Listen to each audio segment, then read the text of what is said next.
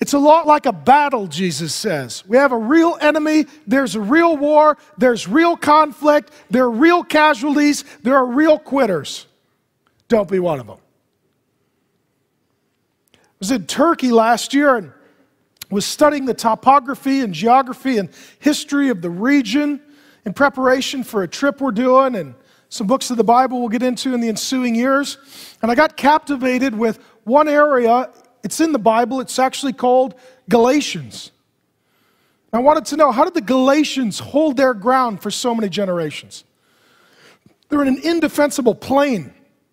They have no natural fortification, but they held their ground. How did they do it?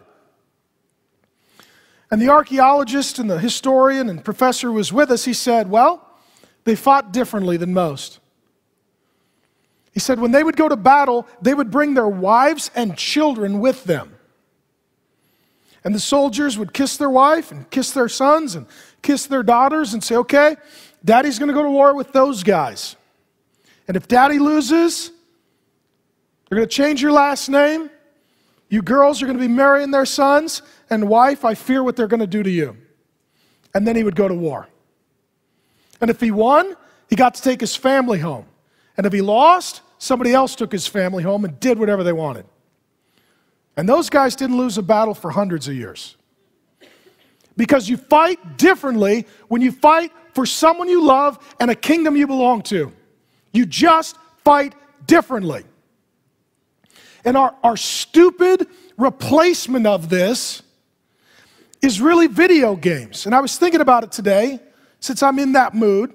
Video games are not sinful, they're just stupid. And they're stupid in this way.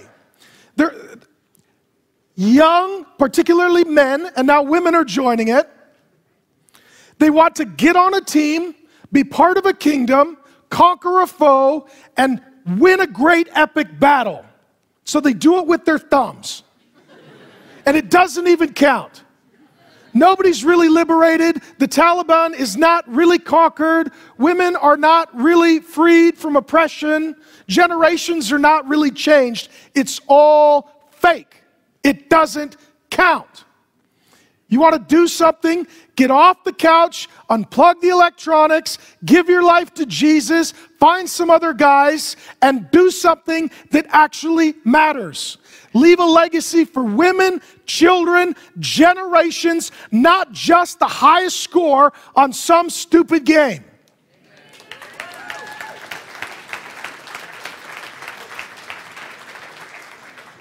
Now, it's amazing.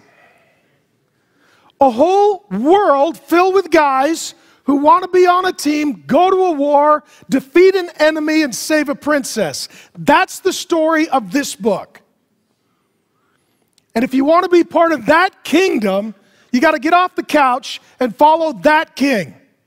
And you do not quit.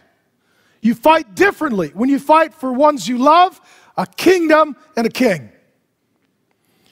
Some great battle leaders, they would historically have their men row to the shore of a place they wanted to investigate and conquer, and then the good generals would light the boats on fire.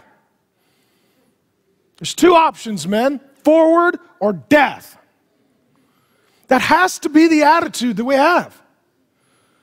That has to be the attitude we have. Because the default mode of the human heart is selfishness, laziness, quitting. And some of you are here and you've already quit. Don't. And some of you would want to say you're a Christian and not see it through to completion. And let me just say this: all of the slots for hypocrite are already filled. All of those positions are filled. We're not lacking hypocrites. We're lacking disciples.